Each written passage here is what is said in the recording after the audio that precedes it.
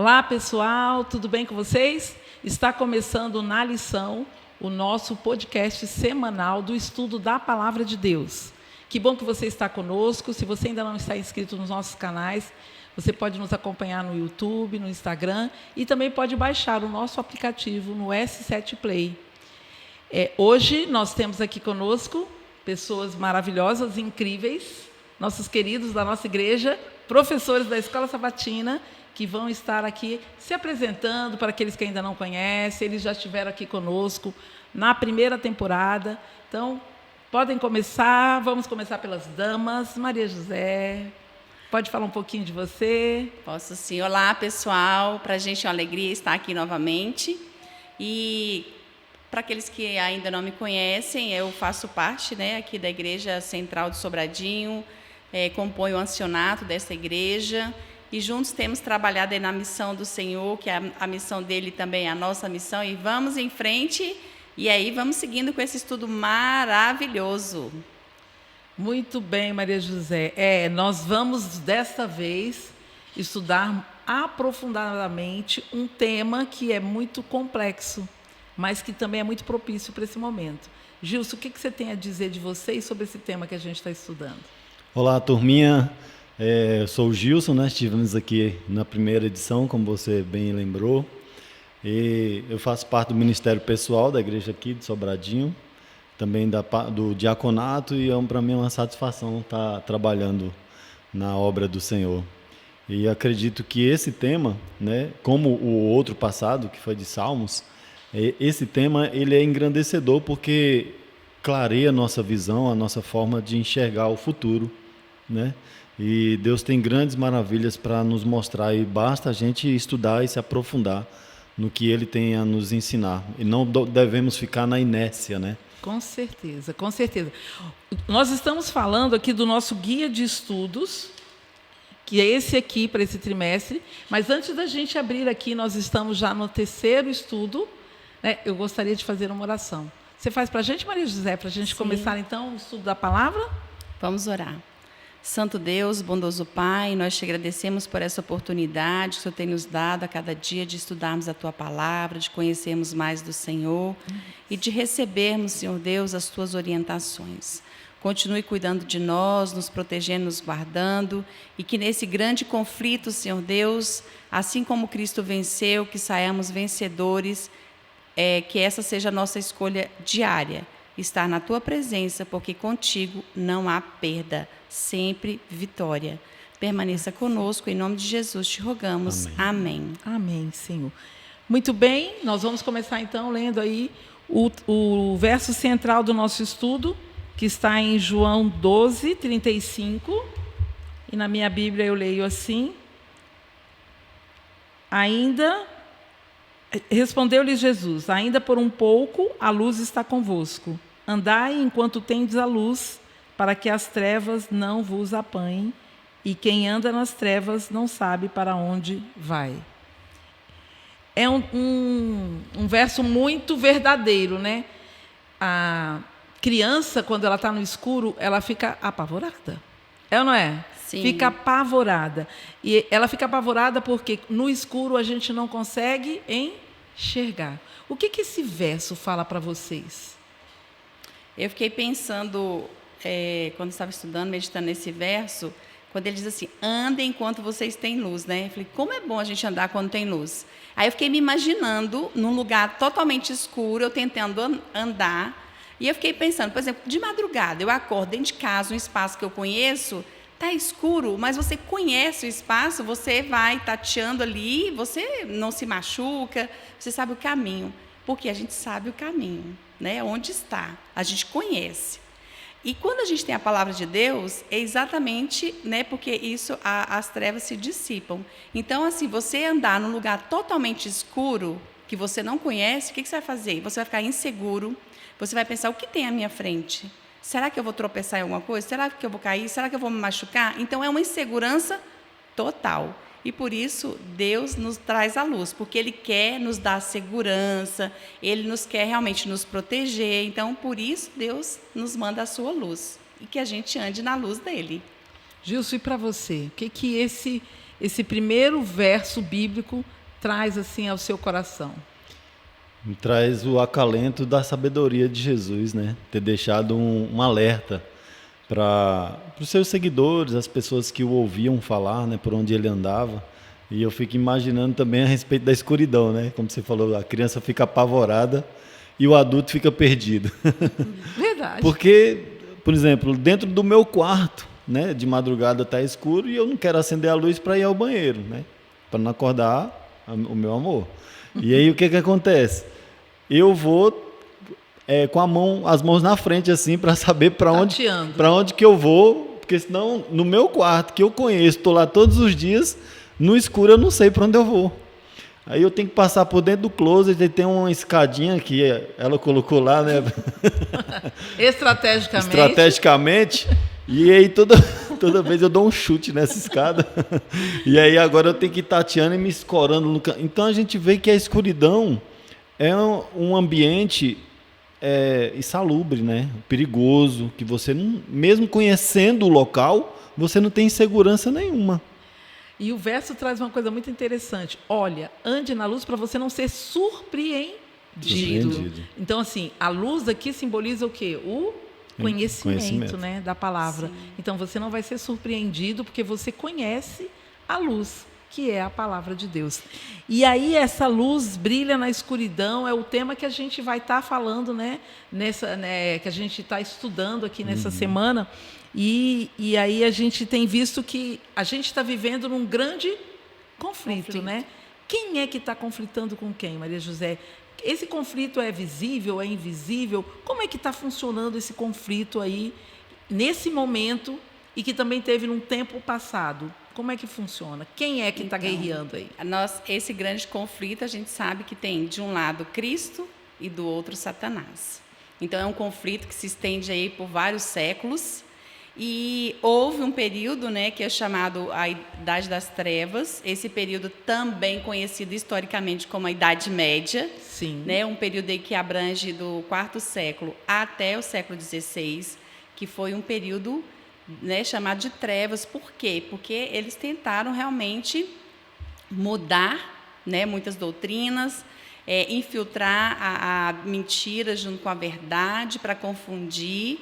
E assim, o inimigo, ele vai, de tempos em tempos, ele vai criando novas estratégias.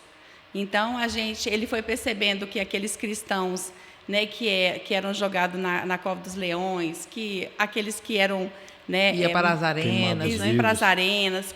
Então, assim, perdiam as suas vidas. O que ele fez? Ele falou, mesmo assim, os cristãos estão aumentando, né? Então, eu tenho que criar outras estratégias.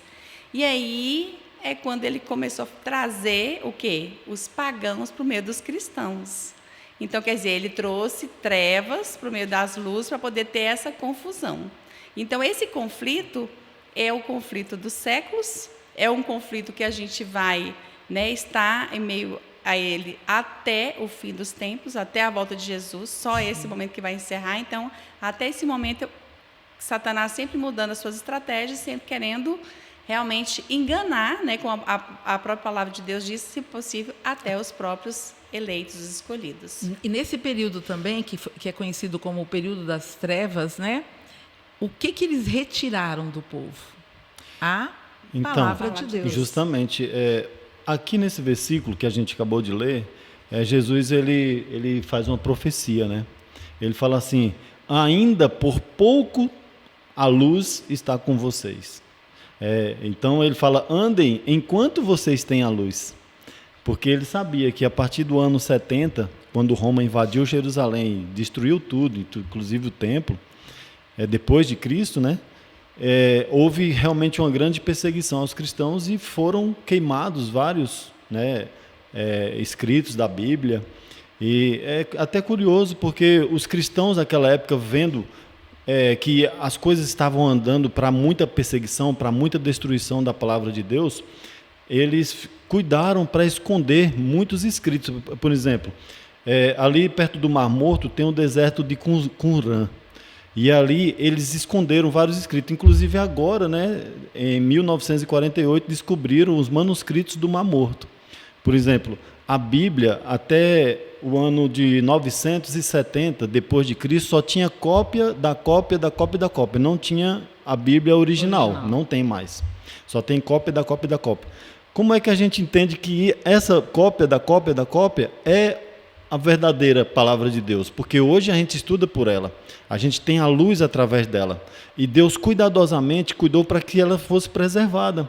E agora, até 970 para cá, as pessoas podiam perguntar: quem me garante que essa Bíblia, a palavra de Deus, não foi mudada no decorrer do tempo? E aí, em 1948, uma criança, um beduíno, procurando suas cabras, suas ovelhas, muitos conhecem essa história, jogou uma pedra lá na caverna para ver se ouvia alguma ovelha berrando ou encontrava. Ele ouviu cacos de vaso quebrando. E aí ele entrou, chamou o irmão dele e entrou na primeira caverna, onde eles encontraram vários vasos com escritos. E eles levaram para os arqueólogos, estudiosos da época, e eles perceberam que ali eram as escrituras. Toda a Bíblia foi encontrada com cópias datadas de 270 a.C. E aí a gente percebe, né, Justo, Deus preservou a palavra, né? A palavra então, dele. agora eles tinham cópia não de 970 depois de Cristo, mas sim de 270 antes de Cristo. E eles fizeram a comparação. Todos os livros foram achados, menos o livro de Esther. E outros livros mais, que eles acharam mais 11 cavernas, e agora há pouco acharam mais a 12ª caverna. Todas essas cavernas com escritos e escritos históricos que comprovam a palavra de Deus, que não foi mudada. A veracidade, então, né? Jesus falou, por um tempo vocês vão andar sem a luz. Então se preparem, porque vocês, enquanto estão na luz, para que não sejam enganados. Né? E Deus ainda tem esse mesmo cuidado, né? E dentro desse cuidado de Deus, ele também deixa muito claro qual é o caráter dele e qual é o caráter de Satanás. Como que nós podemos saber qual é o caráter de Deus? O que revela o caráter de Deus e o que revela o caráter de Satanás? A palavra de Deus fala que Jesus é o caminho, a verdade e a vida. E o inimigo, ele é o pai da mentira. Da mentira. E o que aconteceu no céu antes de ser criado o nosso mundo, né, que a gente vive hoje? Satanás disseminou algumas confusões mentais para os anjos, para que eles se confundissem a respeito do caráter de Deus. E quando ele foi expulso do céu, que veio para a terra, a primeira oportunidade que ele teve com o ser humano, de contato com o ser humano, também foi fazendo com que o ser humano tivesse dúvida a respeito do caráter de Deus. E ali ele trouxe já algumas doutrinas a respeito da imortalidade da alma, porque Deus falou: não coma, porque se vocês comerem, certamente morrerás. E ele falou assim: certamente não morrerás.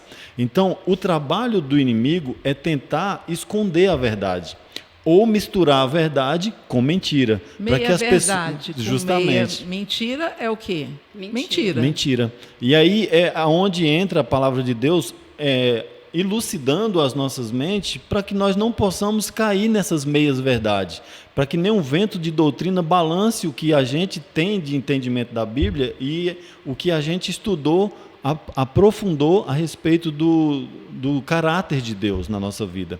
Né? É isso que a diferença. E é tão interessante que eu entendi, essa questão, desculpa. né? Assim, realmente, o caráter de Deus é verdade, né? E Satanás, mentira.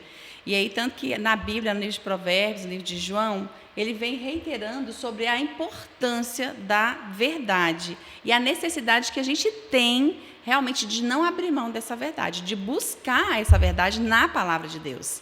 Né? Por isso que a gente tem que usar o assim diz o Senhor, está escrito. Né? Porque o inimigo, ele vem sempre, ele fez isso com Jesus.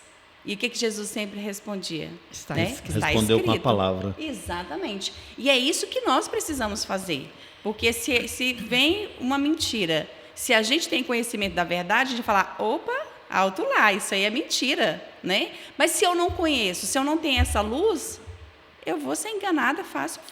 E Satanás sabe disso, ele sabe que quando a gente estuda a Ele palavra, é nós estamos conhecedor. habilitados, né, a enfrentar o engano. Então, o que ele quer? Ele quer tirar a palavra das nossas mãos. E ele usa diversos recursos. né? Seja o tempo, seja a correria, seja as preocupações, e tudo isso vem infiltrando na nossa vida de maneira que a gente coloque a palavra de Deus em segundo plano, porque a palavra de Deus é que vai nos dar condições de discernir o que é certo e o que é errado, o que é engano, né? E você vê como que são as estratégias do inimigo, né? Porque a palavra de Deus, as escrituras ficaram por um tempo fora de circulação, né? Por quê? Porque ele não queria que as pessoas tivessem contato com a palavra de Deus, né? Esse acesso.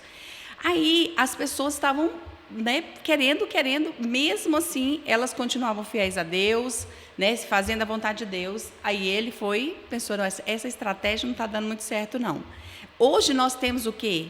A Bíblia circulando livremente, com exceção de alguns países, que a gente sabe que não tem essa liberdade, mas a grande maioria, né? A maioria tem essa liberdade, tem Bíblias e mais Bíblias. Se for pensar, quantas Bíblias nós temos em casa? Né?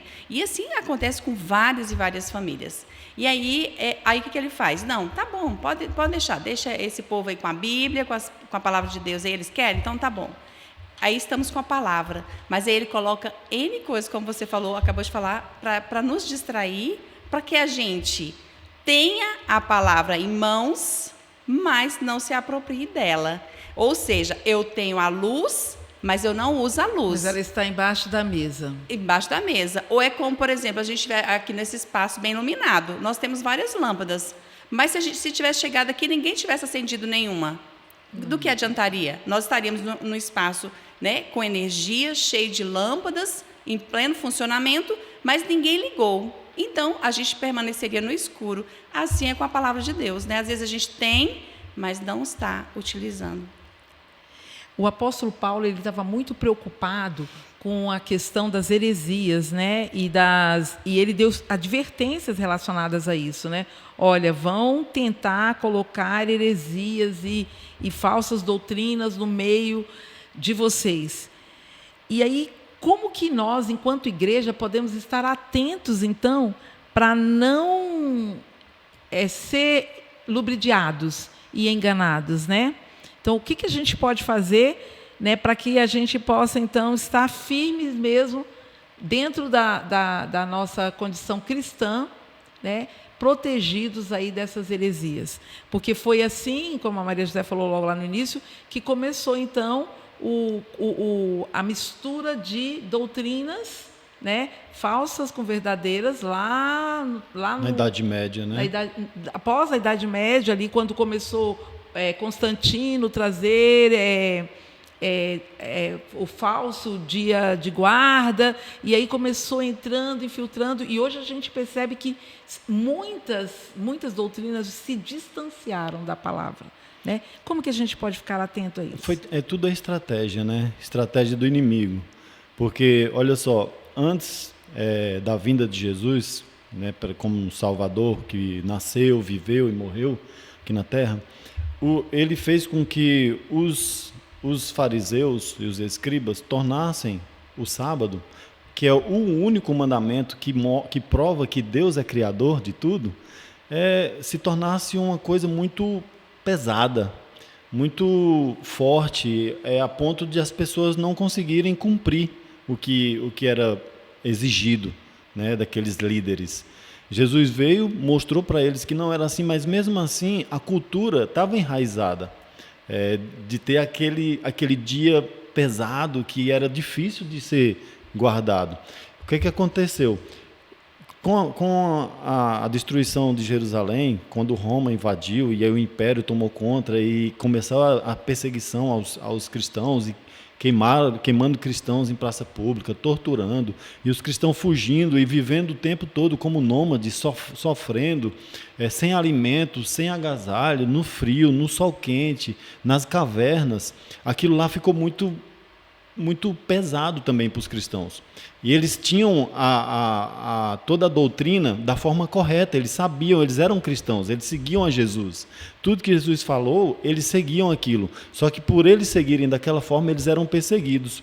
Só que eram muitos, e cada vez que eles matavam, mais cristãos surgiam através do estudo e do testemunho daqueles que eram sacrificados. Com o passar do tempo, a estratégia de Roma foi a seguinte: vamos aderir ao cristianismo, mas de uma forma mais light. Foi quando houve a suposta conversão do imperador Constantino, que ele veio de uma doutrina totalmente idólatra, pagã, que adorava o sol, e aí eles fizeram com que as pessoas começassem a guardar o domingo. Foi quando eles mudaram do sábado para o domingo, porque disseram: o sábado é um dia muito pesado, um dia que colocaram muita coisa, deixa isso para os judeus, para os israelitas, agora somos vários povos, porque o evangelho, o cristianismo tinha abrangido muitas pessoas, a Grécia, os gentios, né? De uma forma em geral. E aí as pessoas ficaram alegres porque eu estava fugindo, morando no deserto, e agora o imperador se converte, agora é uma oportunidade da gente voltar para as cidades e morar no conforto, né? E o imperador, ele agora começa a infiltrar algumas adorações a ídolo. No caso do domingo, eles começaram a fazer o domingo, festas no domingo. Vamos agora adorar a Deus no domingo. E aí eles adoravam também ao sol, adoravam a Deus, e as pessoas diziam... começaram a pensar que não tinham a luz, né? Não tinham tanto conhecimento pleno, começaram a ficar um pouco envolvidos com aquele de dizer: realmente o domingo é um dia bom de celebrar, porque é um dia feliz, um dia de festa, e o nosso Criador ressuscitou no domingo. E foram esquecendo a doutrina que foi dada antes da queda do homem, antes do pecado, que era para guardar o sábado, porque ali demonstrava que Deus é Criador e o único digno de adoração. Olha que interessante. É exatamente por isso, Gilson, que Paulo, muito tempo antes, já avisou: cuidado, vai entrar heresias e falsidades no meio de vocês. Por quê? Porque ele sabia que Deus já estava mostrando para ele que chegaria um momento em que o inimigo, né, estrategicamente, iria começar a mudar. E o que ele fez? Por exemplo, trazendo a idolatria. Eles começaram a ter imagens e tal, contrapondo o segundo mandamento, que diz: não farás para ti imagem de escultura. Sim. Aí eles trouxeram a idolatria, começaram, né, a ter as imagens, toda aquela adoração que era comum no paganismo. Exato. E mais que no cristianismo não tinha. E também a questão da adoração, como o Gilson já pontuou, né? Ou seja, contrapondo o quarto mandamento, que era a guarda do sábado, o que ele fez? Trouxe o domingo. Então, aí aquele povo estava naquele peso, né, de guardar, porque o ser humano mesmo tornou um dia deleitoso no dia de fardo. Isso foi do parte do homem. E aí, o que o inimigo fez? Não, vamos mudar para um dia, vai ser um dia de festividade, um dia leve, né? Então, querendo se distorcer da palavra de Deus. Então, por isso que Paulo falou: cuidado, cuidem de vocês, cuidem do rebanho, cuidem, né, da igreja. A palavra, estudem, né? a palavra. Por quê? Porque vão chegar e vão sair do próprio meio de vocês. Então, de repente, estava ali no meio deles e sairia com essa heresia, contrapondo o que está exatamente na doutrina da palavra de Deus. E a gente entra bem nesse ponto agora, né? Nós só vamos estar protegidos pela palavra de Deus. Sim. E aí eu pergunto aí: o que nós saberíamos sobre o plano da salvação se nós não tivéssemos a Bíblia? Né? O que nós saberíamos, né, sobre o nascimento, a vida, os ensinos e a morte de Jesus se nós não tivéssemos a Bíblia? Então, o que a Bíblia é para a gente? A Bíblia é uma revelação infalível da vontade de Deus. E o que isso serve na nossa caminhada cristã? A Bíblia é a nossa bússola, né? É o que realmente nos dá o norte, a direção, nos tira das trevas para, como a própria Bíblia diz, né? Das trevas para a sua maravilhosa luz. Então, a gente precisa estudar a palavra. Então, a gente precisa realmente de se apropriar dessa verdade que está nas Sagradas Escrituras, para que a gente saia das trevas, para que a gente realmente possa conhecer o plano da salvação e realmente desejar que esse plano seja realmente executado na minha vida. Com certeza. Aqui tem um trecho que eu achei muito interessante, eu sublinhei, diz assim, ó: essas verdades cruciais são reveladas, ensinadas e enfatizadas na Bíblia, e somente ela deve ser o padrão supremo e definitivo para a compreensão da verdade. Ou seja, se eu não estudo a Bíblia, eu não posso ter a compreensão da verdade. Daí porque Satanás ataca diretamente a Bíblia, porque a Bíblia é a palavra de Deus. é a palavra viva, é a palavra que transforma. E ele é um sabedor, não só disso, que a Bíblia é a palavra de Deus, como ele é um conhecedor da palavra.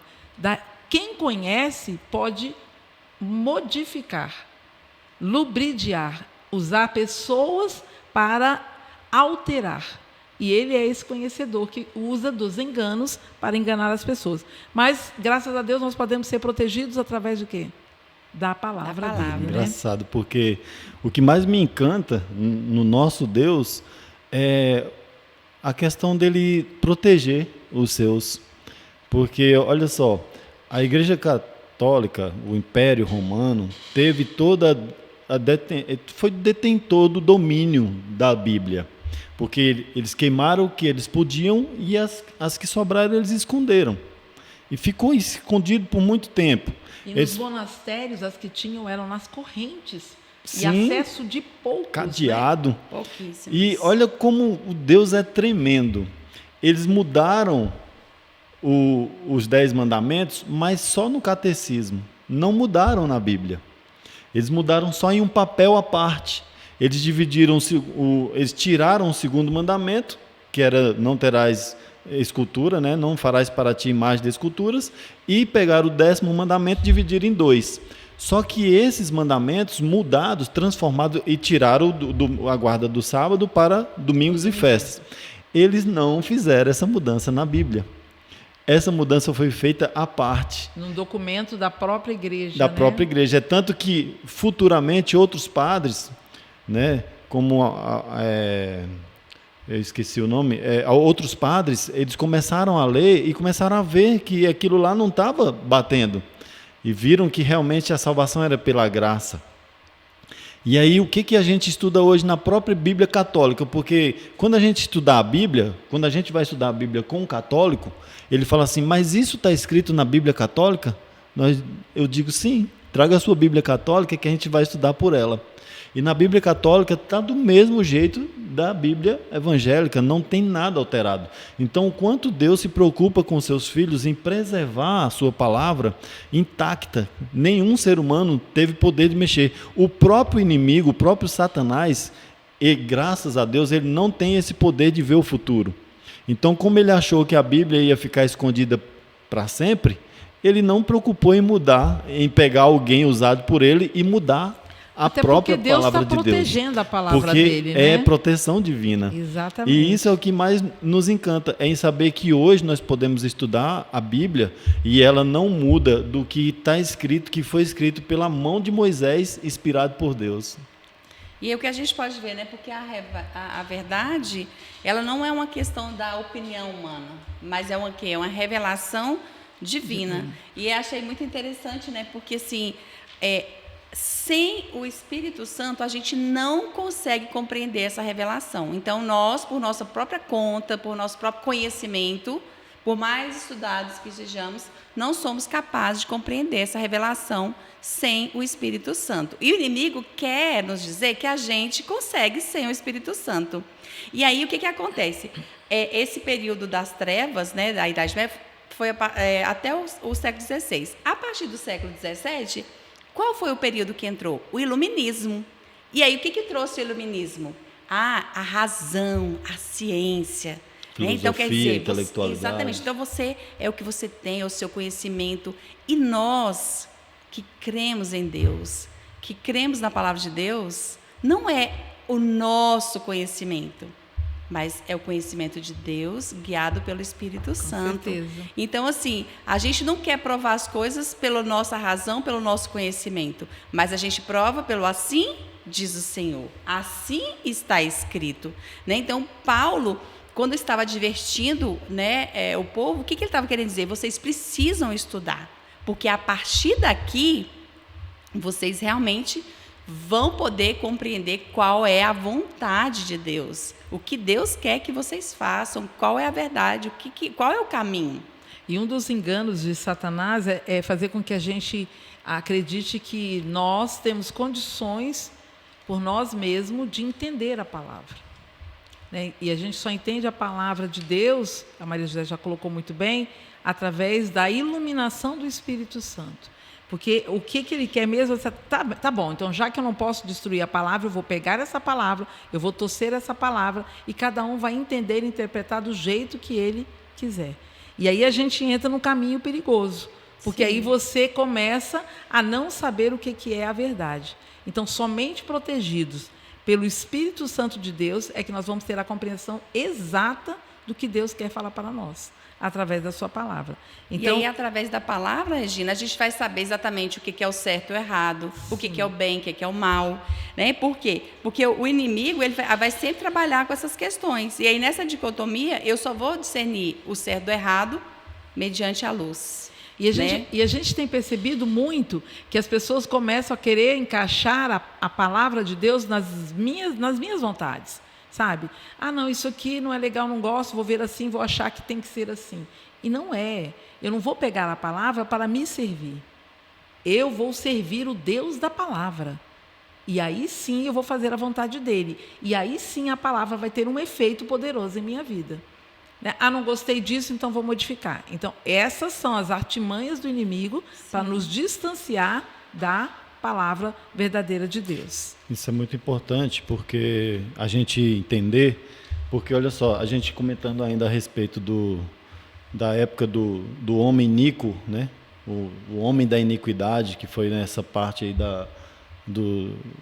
das trevas, no tempo do império, e os imperadores, eles deram todo o poder para o Papa, né?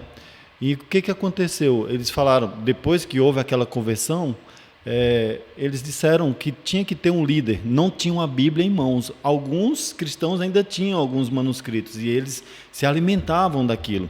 Mas a grande maioria, querendo fazer o que era certo, começaram a dar ouvidos aos grandes líderes. E aí foi o que aconteceu em Apocalipse 14, que fala que o dragão deu todo o poder à besta. Foi quando o império deu todo o poder a Roma, ao papado. E o Papa ele começou a exercer poder sobre tudo. E ele começou a criar regras e leis sobre doutrinas. E as pessoas começavam a seguir achando que era certo. Até hoje a gente encontra pessoas que não tinham acesso à palavra. Então, quando você é um cego guiando o outro, só que eles faziam com maldade, porque eles queriam o poder e domínio sobre a humanidade. E aí eles começaram a criar leis e doutrinas para que as pessoas fossem seguir aquilo. E o que aconteceu? Eles deram tanto poder para o Papa que o Papa começou a julgar os atos entre as pessoas e dizer o que era certo e o que era errado. E as pessoas foram criando tanta intimidade com isso que começaram a se confessar para os padres, para o Papa, e o Papa tinha tanto poder mundial que existe uma parte ali por exemplo, o imperador Henrique IV, que era imperador da Alemanha, ele não aceitou ser subjugado por Roma. E o que aconteceu? O Papa foi lá e mandou destituir ele do poder. E tirou ele do cargo. E o que aconteceu? Ele atravessou as colinas frias e geladas e foi com a esposa até lá em Roma, viagem de várias semanas, para poder se humilhar, se ajoelhar diante do Papa e pedir perdão para que o Papa restituísse ele. Quando eles chegaram lá para falar com o Papa deixou eles gelados lá do lado de fora, sem túnica, descalço. Os dois passaram 3 dias do lado de fora do palácio do Papa, para poder, no terceiro dia, eles entrarem, o Papa ouvir, eles se humilharam, e o Papa falou, tudo bem, vocês vão voltar, mas só vai restituir quando eu mandar. Fica muito claro, Gilson, aí com a sua ilustração, que toda vez que a igreja dar as mãos ao Estado, essa combinação não dá certo. Então, assim, cada um tem o seu papel. E aí, e esse cuidado a gente precisa ter. Ainda hoje, né? A igreja não deve se misturar com o Estado, porque essa combinação historicamente já foi provada que não é a melhor equação. Né? Então, por isso que a gente tem que seguir a Deus e a sua palavra, independente do que o Estado espera, do que os homens esperam. Né? Foi isso que Pedro falou. Justamente. Né? Nós vamos fazer a vontade de Deus, nós vamos seguir a vontade de Deus, ela vai ser suprema na minha vida. E se eu coloco outra pessoa suprema na minha vida, no caso o Estado, eu não vou poder agradar a Deus e o Estado. Então, essa combinação, ela é perigosa. E eles trabalharam muito em cima da ignorância das pessoas de não terem acesso à palavra de Deus. E isso acontece hoje. As pessoas, por falta de conhecimento, ficam se dependendo das autoridades desse mundo. Por isso que a gente hoje está falando da importância da luz brilhar na escuridão. Outra questão muito importante também é aonde que está sendo travada toda essa batalha.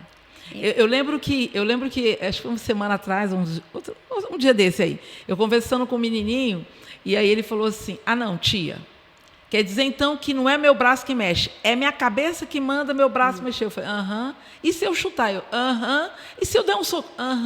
E se eu sorrir? Eu, é isso mesmo. Então, se a minha mente tem essa capacidade, quem é que está brigando com o quê e qual é o espaço do corpo mais precioso nessa guerra cósmica? E essa batalha, né, entre Cristo e Satanás é exatamente o quê? Pela mente do ser humano. Por quê? Porque é exatamente onde são feitas as escolhas, tudo que a gente faz, cada decisão, um passo que eu der, está sendo o comando que está vindo de onde? Da mente. Então, realmente, a batalha é pela mente. Porque se eu realmente tenho a mente do ser humano, né, se é de Cristo, eu vou fazer o quê? A vontade de Cristo. Se aquela mente, né, realmente é dominada pelo inimigo, vai procurar fazer a vontade do inimigo. Então, por isso que essa batalha é sempre porque cada dia fazemos escolhas. E quais têm sido as nossas escolhas? De acordo com a luz, com o caminho, a verdade e a vida? Ou de acordo com as trevas? Cientificamente já foi comprovado nos estudos da neurociência que a pessoa que ora, a pessoa que lê a palavra de Deus, o córtex pré-frontal, que é a área do cérebro onde a gente toma as decisões, onde a gente faz as nossas escolhas, ela amplia. Né? E é incrível que um ser que vive desde a criação até agora, que é o inimigo, ele vem estudando isso, e ele sabe disso mais do que a gente. E aí ele tem interesse em quê? Em vez de ampliar a minha mente, de apoucar a minha mente. E aí ele usa vários recursos, né, para que para que o ser humano se sinta incapaz de pensar, de escolher. E aí entra o quê? Entra o consumo do seu tempo com coisas inadequadas, para você não ter tempo para estudar a palavra, até com coisas adequadas, o trabalho, por exemplo, para você não estudar a palavra. Então, toda a guerra, ela é invisível, mas ela é direcionada para a nossa mente. Exatamente, com o propósito de nos ocupar, de nos distrair, porque de nos distanciar. Quanto mais ocupado eu estiver com as coisas deste mundo, por exemplo, o trabalho, que é algo necessário, mas se eu passo a ter excesso no trabalho, eu vou deixar de ter tempo para o estudo da palavra. Né? Então, assim, a gente precisa do momento de lazer? Precisa, é saudável, mas se eu tiver excesso, eu vou estar tomando tempo. Né? Então, assim, aí assim com tudo que acontece na nossa vida. Eu vou pontuar aqui uma coisa que eu acho muito interessante. Tem uma coisa que obscurece a nossa mente, que deixa a nossa mente assim embotada, ótima colocação, embotada, que é a alimentação. E quantos de nós e quantas pessoas não têm esse entendimento, e às vezes têm um entendimento, e quando deixa que a alimentação o domine, a ponto de quando ele vai fazer escolhas, ele não consegue fazer escolhas acertadas. Então, se eu estou com a minha mente muito pesada, eu não consigo me concentrar na palavra. Eu não consigo absorver o que a palavra quer me dizer. Então, todas essas coisas são utilizadas pelo inimigo das almas, Satanás, para o quê? Para afastar a pessoa do conhecimento da palavra. E aí é que está a questão. O que eu estou fazendo com a minha mente hoje? Né? Como eu estou cuidando do meu corpo para que a minha mente fique protegida dos dardos de Satanás? Não é impactante saber que existe uma guerra, e a guerra inclui Jesus, Satanás e a nossa mente, a minha mente, a sua mente, e é individualmente essa guerra. Sim, até porque ele sabe exatamente, né, com o que ele vai realmente me tragar. Porque, às vezes, as minhas escolhas, o que eu gosto, não é o que você gosta. Então, ele vai sempre procurar colocar diante de mim aquelas coisas que realmente me afastam da palavra, e aí eu fico mais vulnerável para que ele possa me enganar, para que eu possa, né, desviar do caminho. A palavra de Deus, ela traz uma palavra-chave, que é o equilíbrio, né? Nós devemos ter equilíbrio em tudo. E esses dias eu assistindo um documentário a respeito das redes, esqueci o nome, é Dilema das Redes. Até quem quiser assistir é uma boa indicação. E eu achava que as redes sociais, elas brigavam pelo marketing, né? Pela propaganda, para ter mais divulgação de alguma marca e tal. Mas não, nesse documentário eu descobri que elas lutam para ter o consumidor, o final, você, quem fica mais tempo em Ela cada luta rede. por você, pela sua mente, pelo seu tempo. Quanto mais tempo você ficar na minha rede, eu estou ganhando do meu concorrente, ou seja, a rede social, digamos, o YouTube. Se você fica mais tempo no YouTube do que no Instagram, então o YouTube está ganhando do Instagram, entendeu? Então, olha só, o equilíbrio é importante. E quando o salmista ele fala assim, ó, assim como a corça suspira pelas correntes das águas, assim por ti, ó Deus, suspira a minha alma. Então, sabe, uma corça morrendo de sede, que atravessou um deserto, fugiu de vários predadores e conseguiu sobreviver, e agora a única coisa que ela tem é sede, e ela vai buscar água de qualquer forma, ela vai atrás dessa água. Assim deve ser também a nossa sede de aprender sobre a palavra de Deus. E quanto mais tempo a gente tiver envolvido na palavra de Deus, as redes sociais vão estar perdendo, o inimigo vai estar perdendo. Então, que Deus seja o nosso grande troféu, o nosso ganhador, né?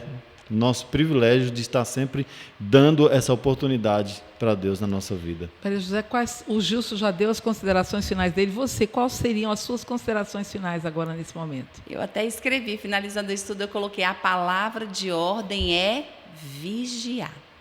E que a nossa escolha diária seja estar na presença de Jesus, que é o caminho, a verdade e a vida. Em Cristo não há trevas, porque Ele é luz. Eu quero concluir aqui o nosso momento lendo um trechinho do nosso guia de estudo que diz assim: o Evangelho é o único meio pela qual os métodos e enganos diabólicos podem ser expostos e pelos quais as pessoas conseguem enxergar o caminho das trevas para a luz.